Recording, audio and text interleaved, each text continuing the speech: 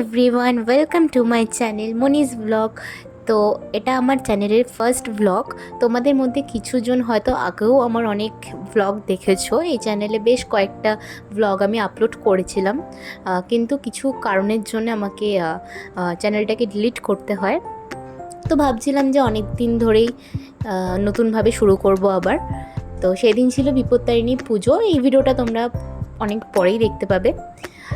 তো সেদিন ভাবলাম যে কেননা আজকে থেকেই ভিডিওটা স্টার্ট করা যাক এত একটা ভালো দিনে।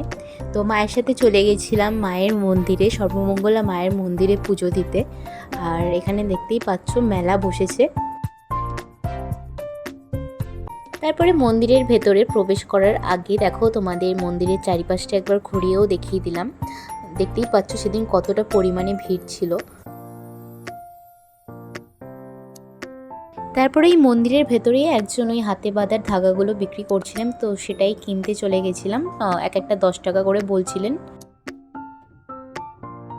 তারপর পুজো শেষ করে এখানে আমি আর মা বসে পড়েছি ব্রত কথা শুনতে। আর এখানে যিনি ব্রাহ্মণ ছিলেন উনি আমার হাতে ওই বিপত্তারিণীর ধাগাটা বেঁধে দিলেন, দেখতেই পাচ্ছ তোমরা।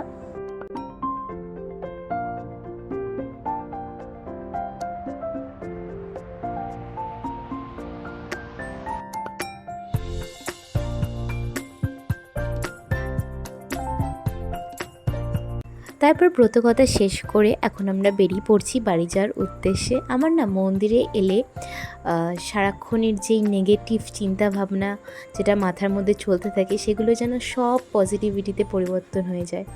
তো তোমাদের সাথে কথা বলতে বলতে মন্দিরের বাইরেও চলে এলাম। তো এবার বাড়ি যাওয়া যাক। তখন চলছিল রথের মেলা। এখানে দেখতেই পাচ্ছ একটা রথও দাঁড় করানো, কি সুন্দর।